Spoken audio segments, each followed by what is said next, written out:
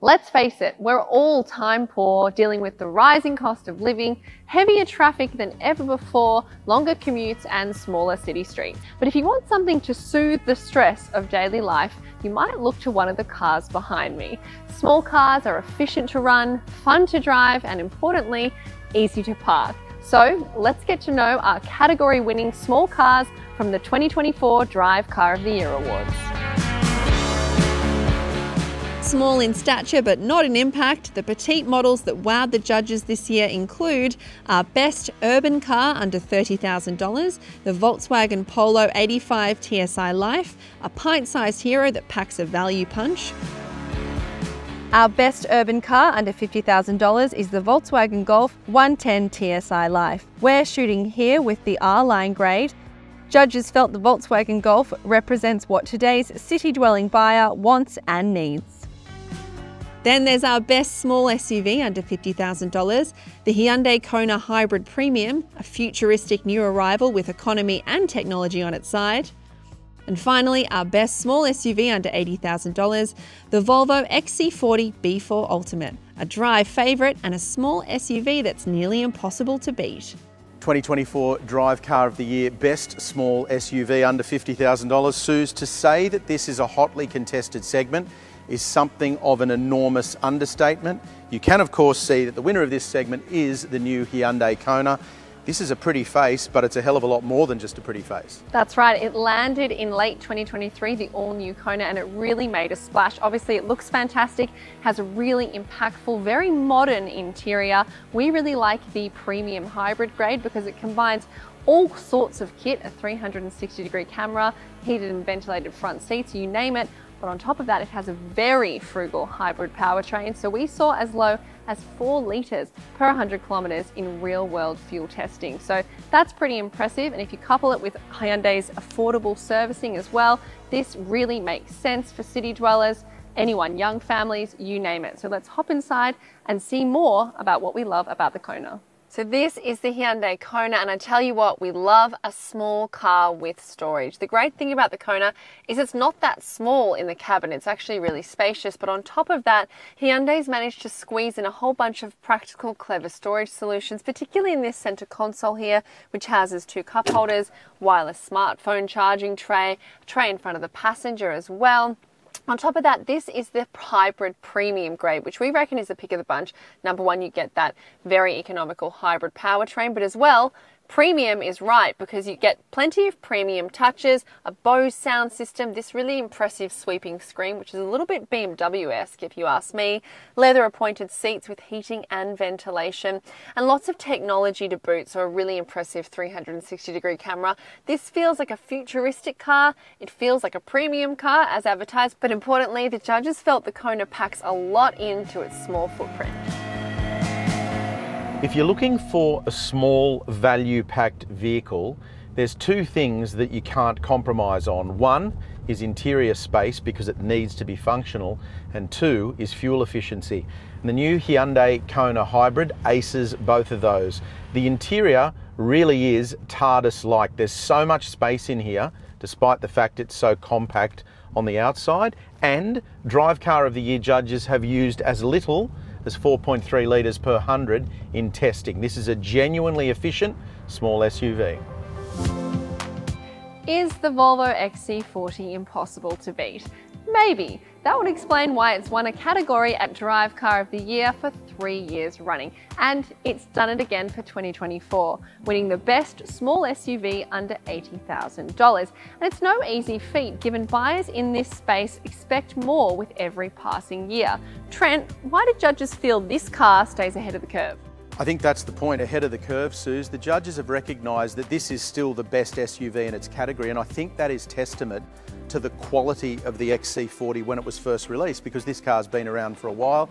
There's new and improved competition on the market, and yet, as you said, this again is at the top of the pile for the 4th year in a row. I think crucially for me, Volvo provides that sense of luxury, a real premium feel from behind the wheel, high quality cabin, and of course the ownership experience is a good one as well. Speaking of luxury, let's take a closer look at some of the details.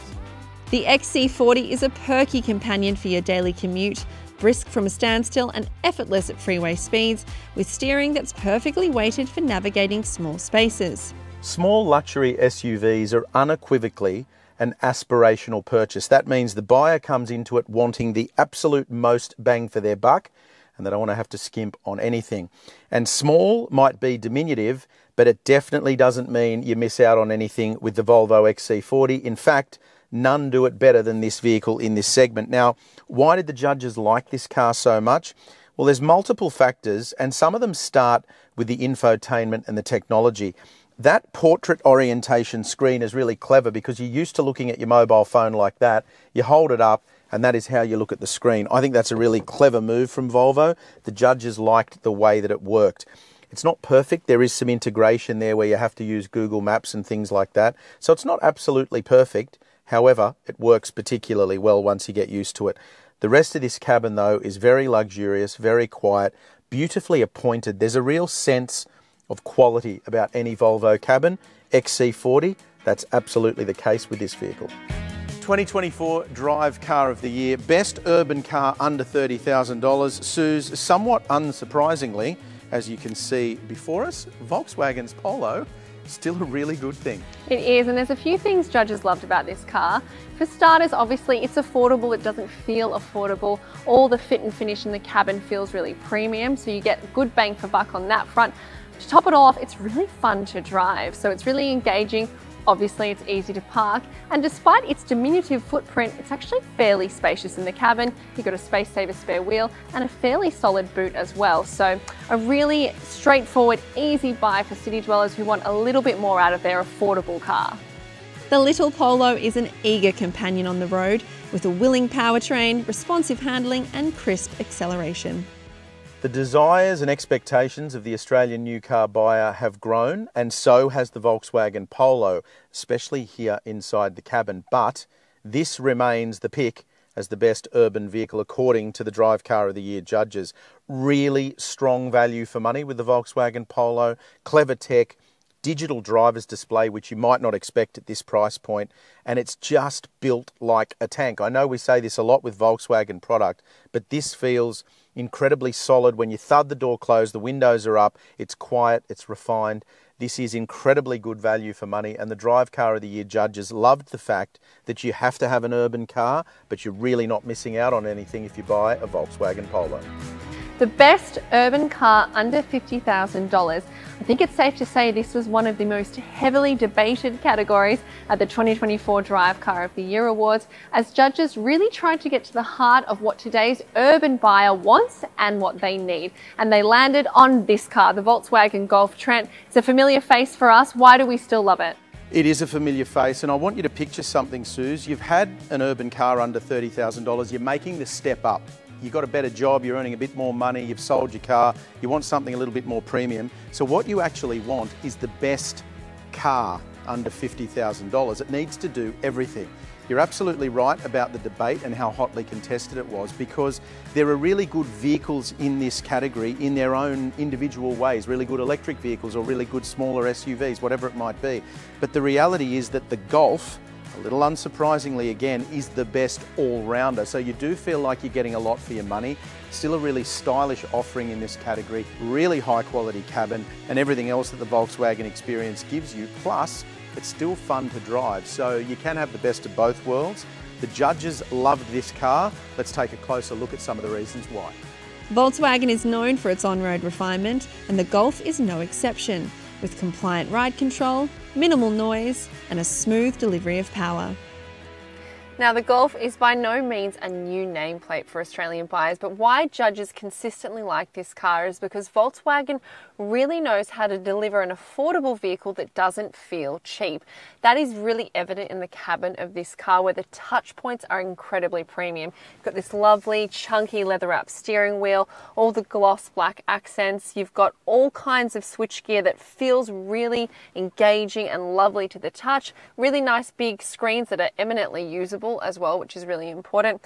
What they've done is executed an interior that really doesn't let you know that you're spending less than $50,000, and I think that's what small car buyers want. It's also what value buyers want. It's nailed both of those briefs. Well, pardon the pun, but I think it's fair to say these small cars punch above their weight. If you want to get to know them better, head to Drive.com.au.